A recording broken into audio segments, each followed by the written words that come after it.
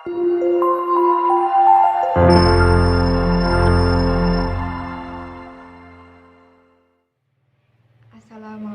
warahmatullahi wabarakatuh. Perkenalkan, nama saya Rofiatun Nima dari Pendidikan Bahasa Arab 1A. Pada kesempatan kali ini saya akan menjelaskan atau menguraikan materi ikhlas yang terdapat dalam kitab Idhotul Nasyiin karya Syekh Mustafa Al-Ghulayain. Sebelum itu, saya akan menjelaskan biografi singkat dari Syekh Mustafa Al-Ghulayain. Syekh Mustafa Al-Ghulayain memiliki nama lengkap Mustafa bin Muhammad Salman Al-Ghulayain.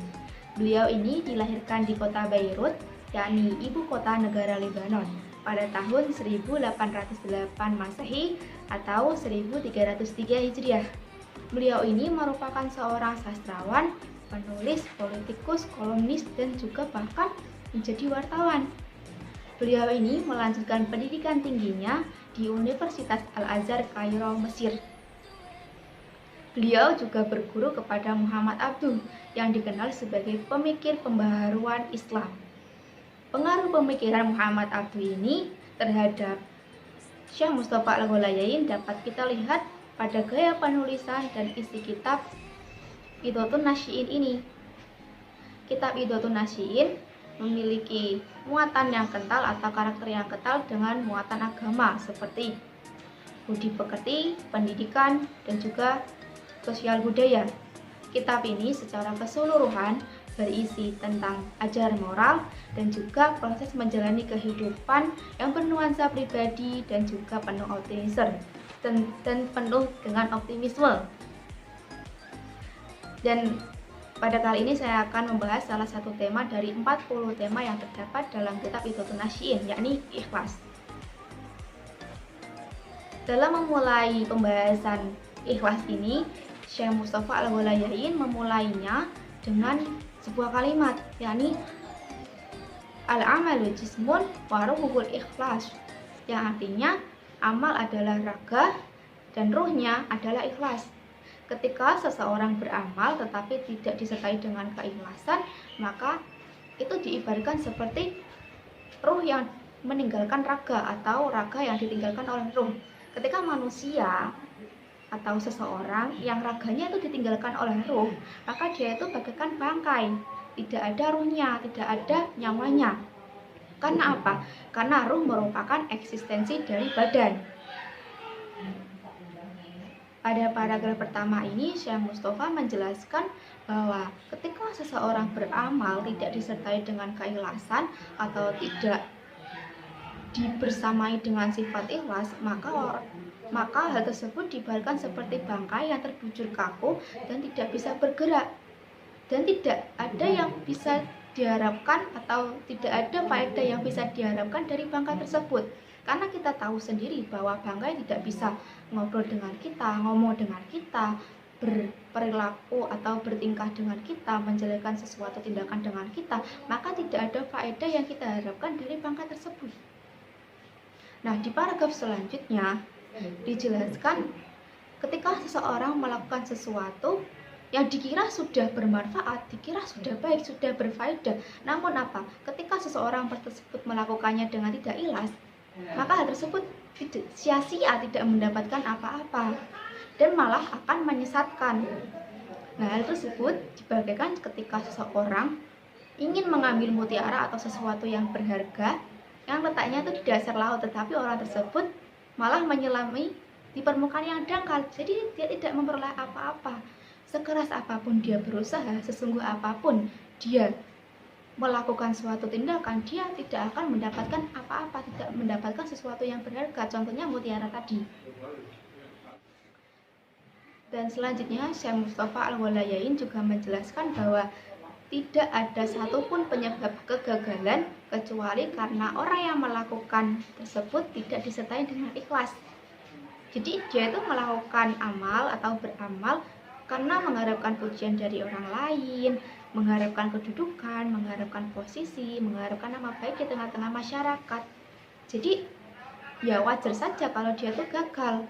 Karena begini, mereka ngakunya ikhlas mengabdi, tapi apa? Tetapi ada tujuan pribadi atau ada target pribadi. Ngakunya ikhlas mengabdi, tetapi ada target pribadi.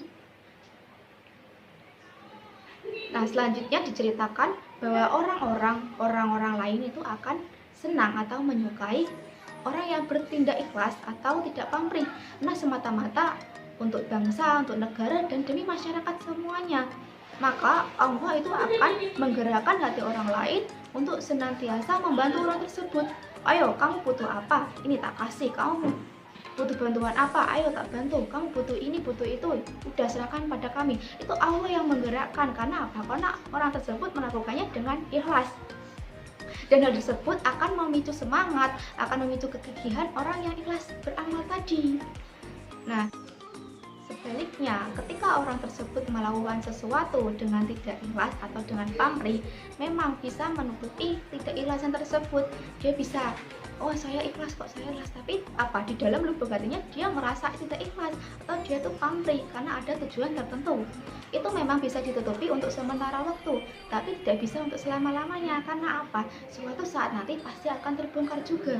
Ketika semua kebohongannya tersebut, ketika semua sifat pamrihnya tersebut sudah kebongkar, maka orang-orang yang dahulunya membantu dia, menyemangati dia, mensupport dia, akan lari dengan sendirinya. Jadi akhirnya dia itu semangatnya akan mengendur dan juga tekadnya akan melemah. Pastinya dia melakukan kegiatan tersebut atau amal tersebut dengan cara terpaksa. Selain itu, dia juga mengalami kerugian moral dan material, bahkan hidupnya pun tidak akan memuaskan ataupun tidak tenang. Nah, cara untuk mengetahui orang tidak ikhlas atau ikhlasnya, caranya begini: ketika orang tersebut idenya ditolak atau dikecewakan, maka orang tersebut akan merasa kecewa atau marah besar. Ini ide saya gini, tapi kok ditolak, kenapa tidak terima ini? Intinya tuh marah besar. Tapi ketika kalau orang ikhlas, benar-benar ikhlas tanpa pamrih, mau idenya itu diterima atau ditolak oleh orang lain, dia merasa oke-oke saja, santai-santai saja. Karena apa? Ya wis toh, karena ide saya mau ditolak atau diterima terserah mereka. Itu kan cuma ide saja, mau dilakukan apa terserah mereka, enjoy aja, tidak ada merasa kecewa ataupun marah pada orang lain. Dan ketika contoh itu ditulis, itu enggak ada selesainya, banyak sekali contoh-contohnya, tidak hanya itu saja untuk mengenali orang yang ikhlas dan tidak ikhlas. Nah, selanjutnya kita seringkali melihat organisasi yang tidak lama mengalami kerubuhan. Karena apa? Karena organisasi tersebut didirikan dengan tidak adanya keikhlasan. Seperti yang kita tahu sekarang ini, NU. Ini bukan contoh organisasi yang tidak ikhlas ya. NU ini sudah berdiri hampir selama 1 abad. Ya enggak? Kenapa kok NU bisa berdiri selama itu, hampir 1 abad? Kenapa kok yang lain hanya bertahan 1 tahun, 2 tahun, bahkan hanya sebulan, 2 bulan? Karena apa? Karena NU ini didirikan dengan sifat ikhlas, dengan adanya keikhlasan.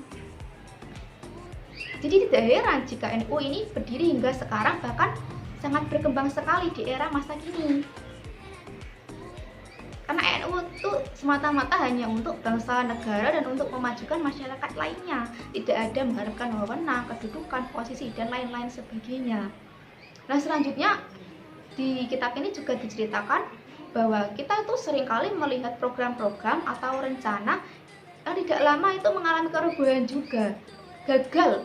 Rencana-rencana tersebut gagal. Merencanakan ini, merencanakan itu. Tetapi apa? Tidak sesuai dengan apa yang dituju. Lama-kelamaan juga akan gagal. Karena apa? Karena rencana itu didasari dengan tidak keikhlasan. Tidak adanya keikhlasan, adanya rencana tersebut didasari oleh ada udang di balik batu. Ada sesuatu di balik rencana tersebut. Ada yang ingin diperoleh dari rencana tersebut. Ada sesuatu yang ingin diperoleh dari program tersebut.